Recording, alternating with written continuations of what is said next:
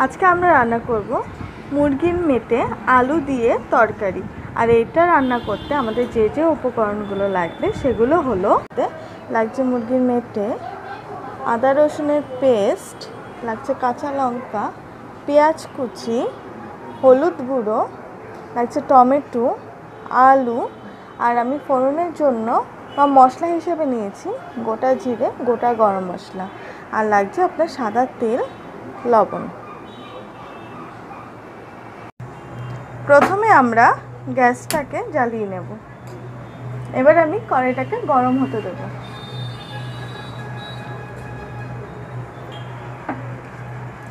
কড়াই আমার গরম হয়ে গেছে। এবার আমি এতে দিয়ে দেব তেল। তেলটা আমি একটু বেশি দিয়েছি, শুধু মেটে রান্না করব তো তাই। আমার ভিডিওটি যদি আপনাদের ভালো লেগে থাকে তাহলে ভিডিওটিকে অবশ্যই লাইক করবেন, শেয়ার করবেন এবং অবশ্যই কমেন্ট করে জানাবেন আমাকে। আর ভিডিওটিকে সাবস্ক্রাইব করতে ভুলবেন না। এবার এটাতে আমি দিয়ে দেব পেঁয়াজ। এখানে আমি একটা বড় পেঁয়াজ নিয়ে নিয়েছি। পেঁয়াজের সাথেই আমি দিয়ে দেব কাঁচা লঙ্কা।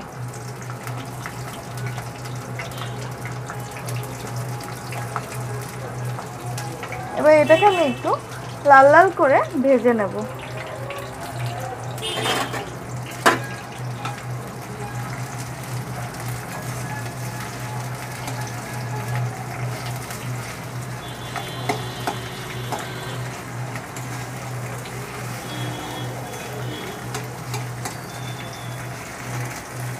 পেঁয়াজটা যাতে আমার তাড়াতাড়ি ভাজা হয়ে যায় তাই এতে আমি দিয়ে দেব স্বাদ মতো লবণ।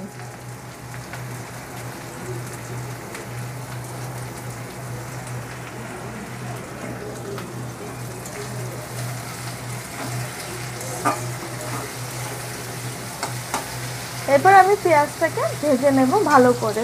আর এর সাথেই আমি দিয়ে দেব আমার ফোড়নে রাখা গোটা জিরে আর গোটা গরম মশলা।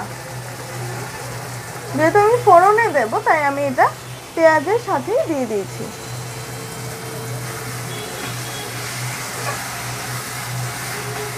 পেঁয়াজটাকে আমি ভালো করে ভেজে নেব।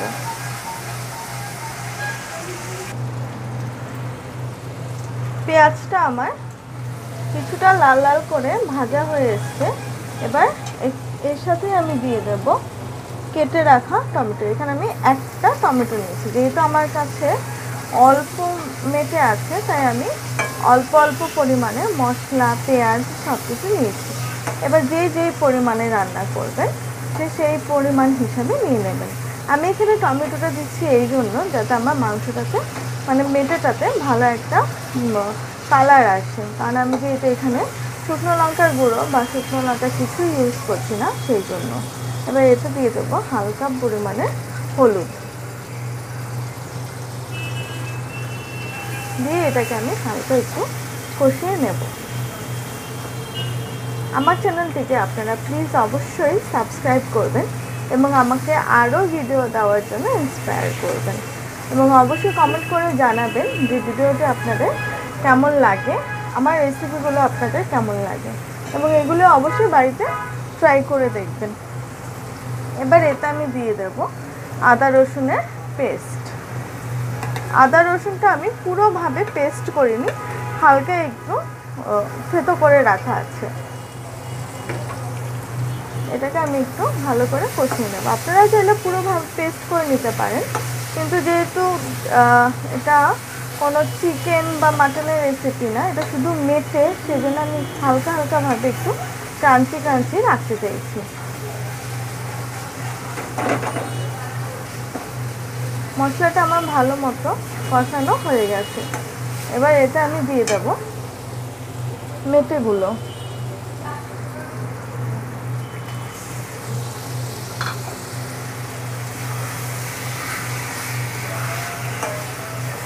তারপরে এটাকে আমি ভালো মতো কষিয়ে নেব।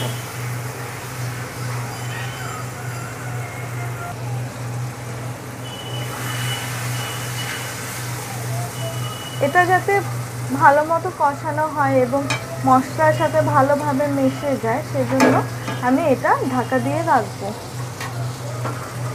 তাহলে মেটে থেকে জলও ছেড়ে আসবে এবং মশলাটাও ভালো মতো কষানো হয়ে যাবে। আমি এখন দেখে নেব মেটেটা কোন স্টেজে আছে।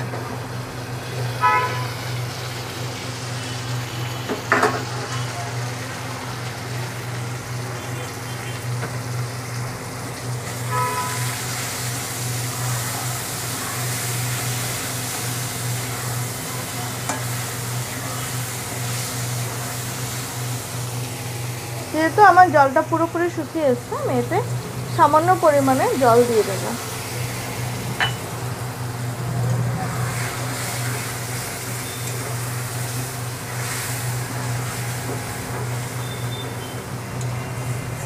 দিয়ে আমি মেটেটাকে ভালো মতো কষিয়ে নেব। এভাবে আপনারা খাসি মেটেও রান্না করতে পারেন, কিন্তু সেটা আগে একটু সেদ্ধ করে নিলে ভালো হয়।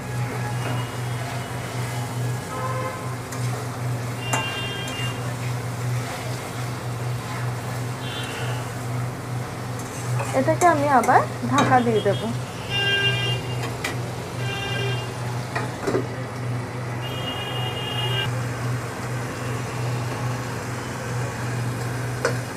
আবার চেক করে নেব যে কোন অবস্থায় আছে।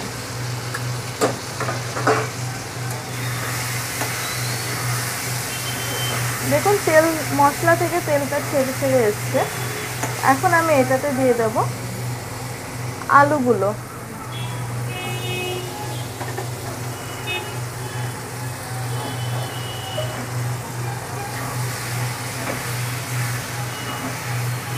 আলুগুলো দিয়ে আমি একটু কষিয়ে নেব এটাকে।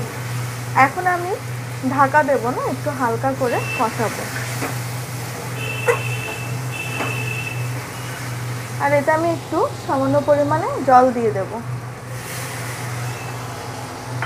একবারে জল দিলে কি হবে, জলটা শুকোতে টাইম লাগবে এবং যে কাঁচা কাঁচা গন্ধ থাকে মেটে, সে গন্ধটাও থেকে যাবে। তাই অল্প অল্প করে জল দিয়ে এটাকে ভালো মতো কষিয়ে নেবেন।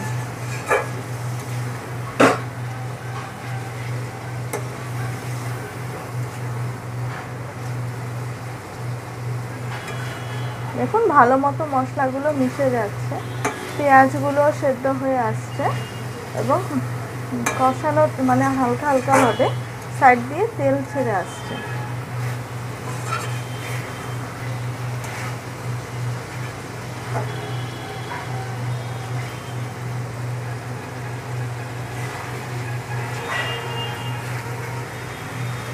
আমার চ্যানেলটিকে আপনারা অবশ্যই সাবস্ক্রাইব করবেন এবং অবশ্যই ভিডিওটাকে লাইক বা ডিসলাইকও করতে পারেন যদি আপনাদের ভিডিওটি ভালো না লেগে থাকে তো। আর অবশ্যই আমাকে কমেন্ট করে জানাবেন যে আমার ভিডিওটিতে কোথায় ভুল আছে বা আরও যাতে আমি ইনক্রিজ করতে পারি আমার ভিডিওটি, সেই জন্য অবশ্যই আমাকে কমেন্ট করে জানাবেন।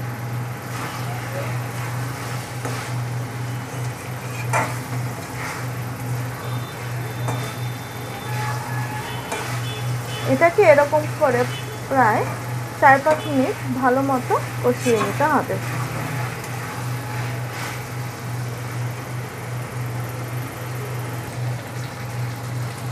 দেখুন মেটেটা আমার ভালো মতো কষানো হয়ে গেছে। এবার এটা আমি, যেহেতু আমার আলুগুলো এখনও সেদ্ধ হয়নি পুরোপুরি, তাই আর আমি একটু হালকা ঝোল রাখবো, সেজন্য আমি এটাতে দিয়ে দেব জল। আমি এখানে হাফ কাপের থেকে একটু বেশি বা 1 কাপের মতোই জল আমার লাগছে এখানে। আমি দিয়ে দিলাম এখানে 1 কাপের মতো জল। এটাতে আমি আর কোনো মশলা টশলা দেবো না, তাই এটাকে আমি একটু ভালো মতো ফুটিয়ে নেব।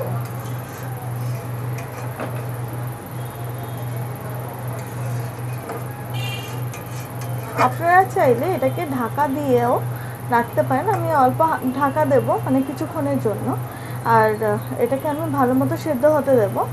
আপনারা চাইলে এতে জল না দিয়ে গ্যাসটাকে কমিয়ে ঢাকাও দিয়ে হালকা হালকাভাবে আপনারা এটাকে রান্না করতে পারেন হালকা আছে, যাতে জল না দিতে হয়। আপনারা একদম শুকনো শুকনোভাবে এটাকে রান্না করতে পারেন। এবার এটাকে আমি ভালো মতো ফুটিয়ে নেব। চলুন আমরা এবার দেখে নিই মেটেগুলো কোন অবস্থায় আছে। দেখুন জলটাও শুকিয়ে এসছে আর সাইড দিয়ে তেলটাও ছেড়ে এসছে আর আলুগুলো ভালো মতো সেদ্ধ হয়ে গেছে, মেটেটাও সেদ্ধ হয়ে গেছে। এখন আমি এটাকে গ্যাস অফ করে এটাকে আমি 2 মিনিটের জন্য স্ট্যান্ড বাই অবস্থায় রেখে দেব, যাতে ভালো করে মশলাটা মিশে যায়। এটাকে আমি ঢাকা দিয়ে 2 মিনিটের মতো স্ট্যান্ড বাই অবস্থায় রেখে দেব গ্যাস অফ করে। তারপরে আমি এটাকে সার্ভ করে দেব। 2 মিনিট আমার হয়ে গেছে, এখন আমি এই মেটেটাকে সার্ভ করে দেব। দেখুন তেলগুলো ভালোভাবে ছেড়ে এসছে, এটাকে আমি সার্ভ করে দেব।